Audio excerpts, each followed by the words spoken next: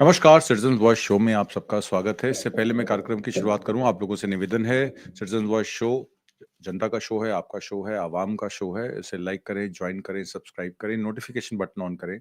ज़्यादा से ज़्यादा लोगों में इस वीडियो को शेयर कर सकें। जनता की आवाज़ एजे सिंह ऑफिशियल इसका हैंडल है। मेरा नाम आत्मजीत सिंह है और आज हम चर्चा करेंगे भारत यूएस के जो फॉरेन पॉलिसी है वो मोदी सरकार में कैसे फेल हो गई। आपने देखा अभी 3 दिन के हालिया दौरे में रशिया के प्रेसिडेंट पुतिन आए थे और बहुत सारे मामलों में जो है भारत सरकार से उनकी बात हुई। हालाँकि एफटीए अभी कोई साइन नहीं हुआ है, पर अमेरिका ने पहले ही लाल आँख दिखानी शुरू कर दी। उन्होंने कहा जापान, यूरो एशिया से हमें कोई लेना-देना नहीं है, हम तो चाइना के साथ बड़ा एक कुछ नया करने जा रहे हैं। और उसमें सारे समीकरण जो हैं दुनिया के चेंज हो जाएँगे। हालाँकि ट्रम्प की बातों का ज़्यादा भरोसा लोग करते नहीं हैं क्योंकि ट्रम्प जो है अपनी बातों से मुकर जाते हैं। पहले उन्होंने टैरिफ लगाया भारत पे, अब भारत के पास नेगोशिएशन के लिए सिर्फ़ टैरिफ ही बचे हैं, जिस पर वो अमेरिका के सहारे अपने ट्रेड को वापस सही दिशा में लेके जा सकते हैं। क्योंकि आपने देखा किस तरीके से जब ट्रम्प ने 25% एक्स्ट्रा टैरिफ रशिया से तेल खरीदने पर लगा दिए, तो 50% टैरिफ के साथ भारत का निर्यात जो है, वो एकदम से जो है अमेरिका से नीचे के स्तर पे आ गया। श्रिम्प का एक्सपोर्ट हो, टेक्सटाइल्स का एक्सपोर्ट हो, बहुत सारी चीज़ों पर। अब एक 33 पेज का नेशनल सिक्योरिटी स्ट्रैटेजी यूएस की आई है और ये व्हाइट हाउस से अभी हाल ही में रिलीज हुई है, नवंबर 2025 की इसकी डेट है। इसमें जो बातें लिखी हैं वो मैं आपको बता देता हूं। इस डॉक्यूमेंट में प्रेसिडेंट ट्रंप ने रीइटरेट किया है अपना क्लेम कि उन्होंने इंडिया पाकिस्तान की वॉर रुकवाई थी। यानी कि ऑपरेशन सिंदूर में भारत का जो आक्रमण था पाकिस्तान पर, जिसमें भारत के भी कई नुकसान हुए, जो कि नुकसान का आज तक ब्यौरा जो है सरकार ने नहीं दिया। पर माना ऐसा जाता है कि ट्रम्प साहब ने कहा कि मैंने फ़ोन करके जब मोदी ने कहा वी डोंट वांट वॉर, तो मैंने उनको कहा कि आप रोक दीजिए। शहबाज शरीफ ने जो है मुझे बधाई दी। उन्होंने कहा आपने मिलियंस एंड मिलियंस ऑफ लोगों को मरने से बचा लिया। अब 2025 का जो ये नेशनल सिक्योरिटी स्ट्रैटेजी है, ये नोटेबल शिफ्ट यूएस अप्रोच की मार्क करती है पाकिस्तान के लिए, क्योंकि पाकिस्तान यूएस को बलूचिस्तान में रेयर अर्थ मिनरल्स मुहैया कराने के लिए पसनी पोर्ट भी दे रहा है। और अगर हम अफगानिस्तान की बात करें, तो पीपीके और पाकिस्तान की आपस में जो लड़ाई है, वो पेशावर बॉर्डर पे चलती रहती है। इसके चलते क्योंकि बागराम बेस अफगानिस्तान की तालिबान सरकार ने अमेरिका को नहीं दिया, तो पाकिस्तान के सहारे वो अपने जियोपॉलिटिक्स साउथ एशियन पे नज़र रखना चाहता है, क्योंकि क्लोज़ेस्ट पाकिस्तान से वो बांग्लादेश और साइमल्टेनियसली चाइना पर भी नज़र बना के रखना चाहता है। और जॉइंट मरीन एक्सरसाइज जो भारत के साथ अभी तक होती आई इंडो पैसिफिक रीजन में, उसको भी लेकर वो कर रहा है। पर 2017 के बाद जो हाउडी मोदी 2019 में मोदी ने कैंपेन चलाया था जिसमें ट्रंप इलेक्शन हार गए थे, उसके बाद से अगर आप देखिए तो ट्रंप का जो सेकंड टर्म है उसमें वो मोदी साहब को ये कहते हैं कि ये वॉर मैंने रुकवाई है, उसका क्रेडिट मोदी को मुझे देना चाहिए। हालांकि मोदी सरकार ने कहा कि ना किसी का फोन आया, ना हमने किसी के कहने पे ये रोका। अब जो ये डोजियर सामने आया है, कांग्रेस पार्टी के जयराम रमेश ने ये कहा है क्या ये हो गया बेवफा तेरी दोस्ती में, कि आपका झुकाव जो है वो पाकिस्तान की तरफ ज्यादा हो गया। इसमें अगर मैं एक पॉइंट हाईलाइट करूं तो उसमें ये लिखा है कि President Trump has leveraged his deal making ability to secure unprecedented peace in 8 conflicts throughout the world. Over the course of just 8 months of his second term, he negotiated peace between Cambodia and Thailand, Kosovo and Serbia, the DRC and the Rwanda, Pakistan and India, Israel and Iran, Egypt and Ethiopia, Armenia and Azerbaijan, and ended the war in Gaza with all living hostages returned to their families. तो सीधे सीधे कटाक्ष जो है opposition का इस समय मोदी साहब पर है। इस पे डिस्कशन के लिए आज हमारे साथ सुजाता पॉल जी जुड़ी हुई हैं, प्रफुल्ल खौलखियान साहब जुड़े हुए हैं और हिजम राजन जुड़े हुए हैं। बहुत-बहुत स्वागत है आपका। सुजाता जी, मैं आपके पास सीधे-सीधे आता हूँ। ये जो प्रेसिडेंट ट्रम्प की फॉरेन पॉलिसी है, नवंबर 2025 का जो डोजियर आया है, इसको आप भारत के संदर्भ में कैसे देखती हैं? और जो भारत-रशिया की अभी 2 दिन जो वार्ता चली, उसमें भारत ने क्या गेन किया? और भारत और यूएस के रिलेशंस इस समय इतने स्टाइलाइट पे हैं कि आपने देखा किस तरीके से उनके जनरल मुनीर को फील्ड मार्शल बना दिया गया, वो जाके लंचन करते हैं प्रेसिडेंट ट्रम्प के साथ। और प्रेसिडेंट ट्रम्प का कहीं न कहीं झुकाव पाकिस्तान की तरफ है। सडनली चाइना उनको स्ट्रैटेजी प्रोवाइड अपना डिफेंस प्रोवाइड कर रहा है। उधर से उन्होंने सऊदी अरेबिया के साथ उनका स्ट्रैटेजिक टाई अप भी करवा दिया, डिफेंस टाई अप भी करवा दिया। तो एक तरीके से एक तरफ सऊदी अरेबिया और एक तरफ चाइना और अमेरिका भी अब वित्त पोषित कर रहा है पाकिस्तान को। इतना भयंकर हमारे यहाँ बॉम्ब ब्लास्ट हुआ रेड फोर्ट पर, उसको लेकर भी मोदी जी चुप है। पीओके का प्राइम मिनिस्टर कह रहा है कि मोदी जी कि हमने करवाया है, पर मोदी जी अब नाम नहीं ले रहे हैं। ऑपरेशन सिंदूर तो वर्चुअली खत्म हो गया। क्या ट्रंप की बात सच हो गई? मोदी जी इसीलिए चुप है? मेरा आपसे सीधे सीधे सवाल ये। देखिए, जहां तक अभी जो हालात बनते जा रहे हैं, ये बेहद चिंताजनक इसलिए भी है क्योंकि रशिया के साथ जो अभी टॉक्स हुए उसमें हमने क्या पाया? केवल हमने ट्रेड डील पाई।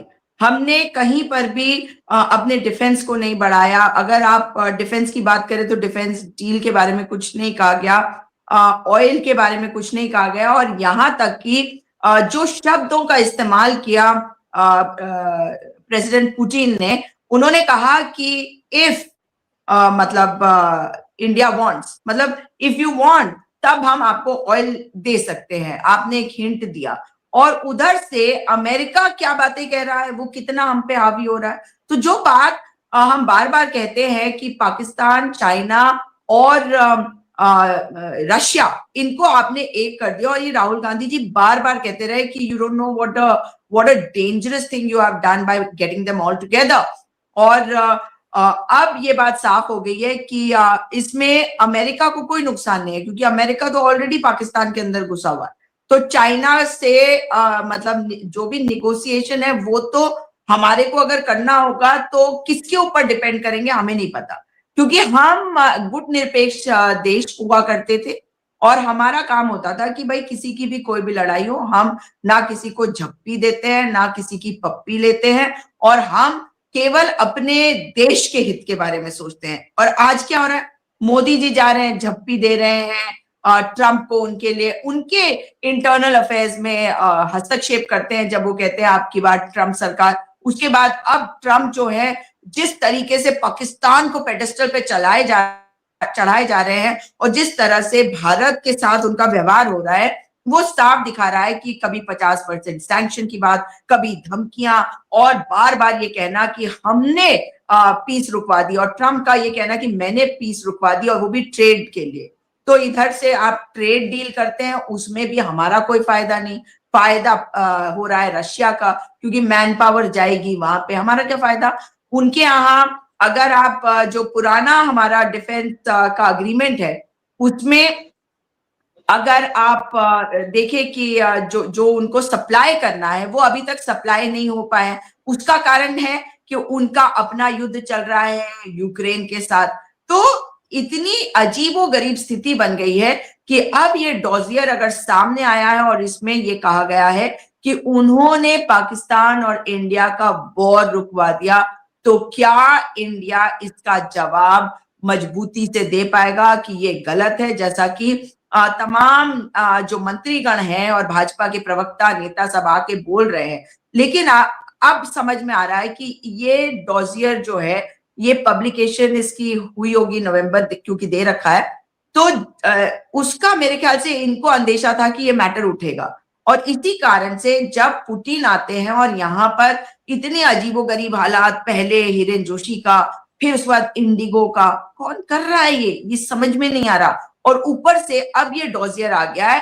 तो क्लियर सी बात है कि आज मैंने देखा कोई भाजपा का प्रवक्ता प्रेस कॉन्फ्रेंस कर रहा था, और वो जिस तरीके से वो राहुल गांधी को अटैक कर रहे थे, अब तो उन्हें बताना चाहिए कि भाई राहुल गांधी को आपने बुलाया नहीं। उससे भी बड़ी बात तो ये है कि प्रेसिडेंट ट्रंप कह रहे हैं कि आप उन पर निर्भर हो गए, आपने देश की अस्मिता को किसी के अधीन कर दिया, वो भी यूएस के, जो इतनी दूर है। हम सब कॉन्टिनेंट में है, हम एशिया में है, और हम यूरेशिया की बात करते।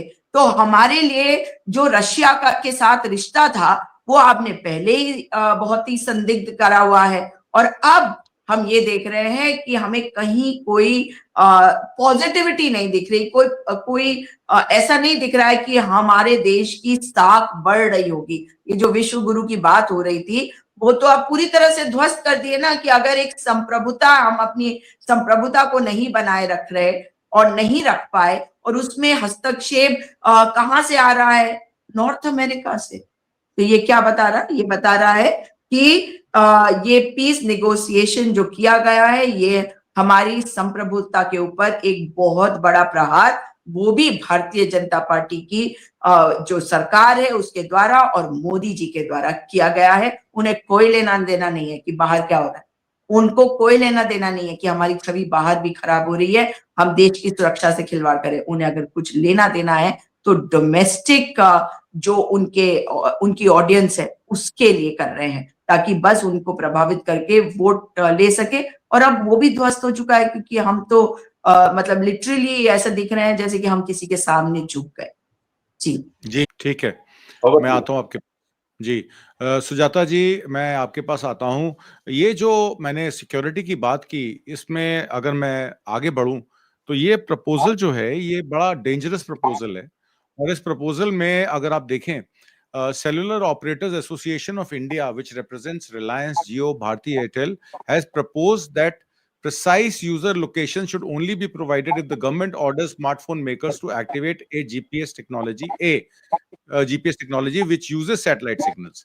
This would require location service to always be activated in smartphones with no option for users to disable them. मतलब कि सीधे-सीधे आपका अगर मैं बोलूँ, तो इसमें जो चीज़ें सामने आ रही हैं, वो ये आ रही हैं कि आप एप्पल, सैमसंग, अल्फाबेट यानी कि गूगल ने ये कह दिया है कि this should not be mandated because the 3 of the sources who have direct knowledge of the deliberation, उन्होंने कहा कि हम इसमें शामिल नहीं होंगे, क्योंकि ये मेजर जो है, ये डिवाइस लेवल लोकेशन को ट्रैक करने के अलावा आपके फ़ोन को भी हैक कर रहा है, क्योंकि इसमें बहुत सारी इन्फॉर्मेशन जो अनसॉलिसिटेड इन्फॉर्मेशन है, वो आगे जा रही है। और ये सर्वेलेंस के लिए नहीं यूज़ किया जा रहा है, ये डेटा के लिए यूज़ किया जा रहा है। मैंने किसी एक्सपर्ट से बात की इसमें, और उस एक्सपर्ट ने मुझे ये बताया कि आपको पता है कि यहाँ पे ब्लैक रॉक और बहुत बड़ी-बड़ी कंपनियाँ आके यहाँ पर अपना लॉजिस्टिक सेंटर्स खोलने जा रही हैं, डेटा सेंटर्स खोलने जा रही हैं। और डेटा सेंटर्स लॉजिस्टिक काम किस पे करेगा? डेटा पे करेगा। तो आसान तरीका है, स्मार्टफ़ोन में ही आप इसको डाल दें चिप को, चिप में आप प्रोग्रामिंग कर दें, तो सारा डेटा ऑटोमैटिकली डेटा सेंटर के पास आ जाएगा और उस उनके पास एआई है, एआई के थ्रू आपके जो भी हैबिट्स हैं या जो भी आपकी परचेज़िंग है, जो भी आपका फैमिली स्ट्रक्चर है, वो हर चीज़ को मैप कर लेते हैं। और मैप करने के साथ-साथ आपको वो उसी तरीके की न्यूज़, एडवर्टाइज़मेंट्स और चीज़ें दिखाएँगे और आपको इन्फ्लुएंस करेंगे कि आप उनका माल खरीदें। ये कहाँ तक सच है, और क्या भारत ने हमारा जो डेटा है, डेटा फिड्यूशरीज़ के नाम पर आपने देखा डीटीडीपी एक्ट नया आया कि भई हम डेटा यहीं पे स्टोर करेंगे, हम अपना डेटा बाहर के सर्वर्स पे स्टोर नहीं करेंगे। पर हम तो अपना डेटा बेच रहे हैं फॉरेन कंपनीज़ को, और फॉरेन कंपनीज़ यहाँ शॉप फ्लोर लगा रही हैं अपना। इस सारे विषय को आप कैसे देखते हैं? देखिए, ये जो बात है, ये जिस तरीके से पिछले कुछ दिनों से चल रहा है, इससे साफ है कि नेशनल सिक्योरिटी की बात करके, हमारी पर्सनल सिक्योरिटी की बात करके, हमारे ऊपर सर्वेलेंस करने का काम किया जा रहा है और हमारा साथ में डेटा भी कलेक्ट करके दिया जा रहा है। तो किसको दिया जा रहा है ये क्यों दिया जा रहा है? इसका कोई जवाब अभी तक नहीं आया है। एक और चीज़ जो इन्होंने करी है, वो सिम बाइंडिंग की, मैंने आपको वो भेजी भी है, कि जिसमें ये कहा गया है कि पहले ये होता था कि जैसे व्हाट्सएप हम फ़ोन पे इस्तेमाल कर रहे हैं, लेकिन हमने सिम बदल दिया, तो व्हाट्सएप का वही वाला नंबर हम इस्तेमाल कर सकते थे। अब इन्होंने कहा है कि जो कंपनीज़, ये व्हाट्सएप, टेलीग्राम, सिग्नल, देखिए, जो हमें प्रोटेक्ट कर रहे हैं, उनको ये इंस्ट्रक्शन दिया गया है कि आप लोग जैसे ही कोई व्यक्ति, मतलब आपका जैसे ही सिम चेंज होगा, वैसे ही उसका व्हाट्सएप भी डीएक्टिवेट हो जाएगा। व्हाट्सएप क्यों डीएक्टिवेट होगा? उसी से आप कई लोगों से कनेक्टेड है। अब इसमें देखिए क्या दिक्कत आने वाली है कि सपोजिंग किसी कारण से जैसे ये करने जा रहे थे, इसमें भी ये भी एक पॉइंट है कि उनको ये इंस्ट्रक्शन दिया गया है कि अगर आपको कहा जाए कि इस मतलब कंपनीज को कहा जाए कि इस व्यक्ति के सिम को आपने डीएक्टिवेट करना, अगर ये इंस्ट्रक्शन आ गया उनसे, तो सिम डीएक्टिवेट हो जाएगा। अब आपने अगर सारे सोशल मीडिया प्लेटफॉर्म्स पे आपने वही वाला नंबर दे रखा है, यानी कि वो सारे के सारे उड़ गए। तो मतलब आप जो वॉइसेस ऑफ डिसेंट है उसको भी तो बंद कर देंगे। जो लोग आपके साथ है उनके साथ तो कुछ होता नहीं है, और जो लोग आपके खिलाफ है, अगर आपने वो सिम को डीएक्टिवेट करने के लिए, ये है कि आपने इंस्ट्रक्शन दिया कि आप सिम को बंद कर दीजिए, तो कंपनी को करना पड़ेगा। और जैसे ही कंपनी उसको डीएक्टिवेट कर देगी तो आप ना तो व्हाट्सएप इस्तेमाल कर सकते हैं, ना ओटीपी आपके पास आएगा ना। Supposing you want to change the number of your social media, तो ओटीपी कहाँ आएगा? ओटीपी तो उसी वाले पुराने नंबर पे आएगा जिसपे वो रजिस्टर्ड है। तो यानी कि आपको कंट्रोल करने के ये तरीके हैं। आपका बिल्कुल सही है कहना कि डेटा जो है वो उसको मतलब ये क्या करना चाहते हैं वो नहीं पता, वो तो एक एस्पेक्ट है, लेकिन सुजाता जी, हमारे ऊपर सर्वेलेंस और हमारा इंफॉर्मेशन वाइप आउट करना, उनके पास डेटा चला गया और हमारा जो कनेक्टिविटी पूरी दुनिया से सोशल मीडिया के माध्यम से है, व्हाट्सएप से गया, क्या करेंगे हम बताइए?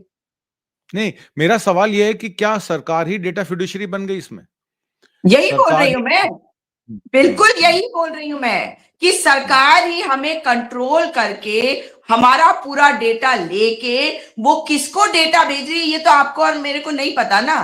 तो वो डेटा किसके पास जा रहा है और क्यों जा रहा है ये तो सिर्फ सरकार ही बता सकती है, लेकिन इस पे तो कोई क्लैरिटी नहीं आई। सिर्फ ये कहा गया कि अगर हमने कहा कि भैया नंबर ये डीएक्टिवेट करो तो जो आपको करना पड़ेगा, और जो व्हाट्सएप, टेलीग्राम और सिग्नल है उस नंबर से कनेक्टेड वो भी डीएक्टिवेट हो जाएगा with in I think 90 days या कुछ है।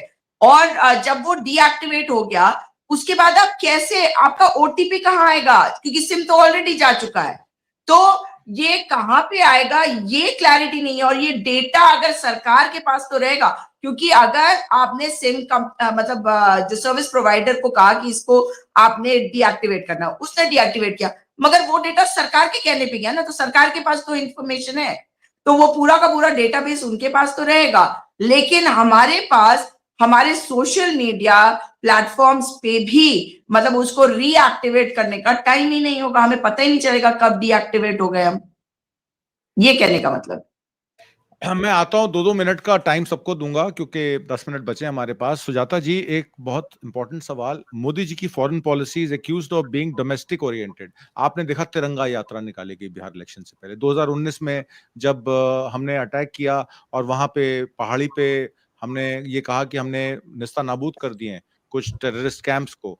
उसके बाद मोदी जी की सेना के पोस्टर लगाए गए छत्तीसगढ़ में, आप तेलंगाना में आप थी उस समय, छत्तीसगढ़ में, तेलंगाना में, आंध्रा में, किस तरीके से इंडियन आर्मी को भी इस्तेमाल किया गया इलेक्शन में। इसी का इशारा जो है प्रफुल्ल साहब ने किया। सीधा सीधा सवाल ये है कि जो जियो पॉलिटिक्स होती है, फॉरेन पॉलिसी होती है, वो बाई पार्टीसन होती है। बाई पार्टीसन पॉलिटिक्स को आप लोकल अपने डोमेस्टिक पॉलिटिक्स या डोमेस्टिक इलेक्शंस में कैसे इस्तेमाल कर सकते हैं? शायद सबसे लेकिन बड़ी फॉल्ट लाइन यही है जिसकी वजह से बहुत सारे ह्यूमन राइट कंसर्न्स भी आ गए। US report on religious freedom and democratic black sliding ये कहती है कि हम लोग अब रिलीजियस फ्रीडम में और डेमोक्रेसी में बहुत पीछे जा चुके हैं, और उसी बाईपार्टिजन कंसेंसस को गलत इस्तेमाल किया जाता है ये बता के कि मोदी जी की सेना है और ये वो। 2019 में जो हमने मोदी जी की सेना के पोस्टर लगाए, शायद 2025 का ऑपरेशन सिंदूर का फेलियर का कारण वही बना। मैं आपसे जरा से समझना चाहता हूँ। देखिए, सेना और धर्म ये दो ही चीज की राजनीति भारतीय जनता पार्टी करती है। और 1900 मतलब 1989 के पहले मुझे नहीं लगता कि इसकी शुरुआत भी ये खुद कर पाए थे जब ये जनसंघ थे, और ये तब भाजपा बन चुके थे।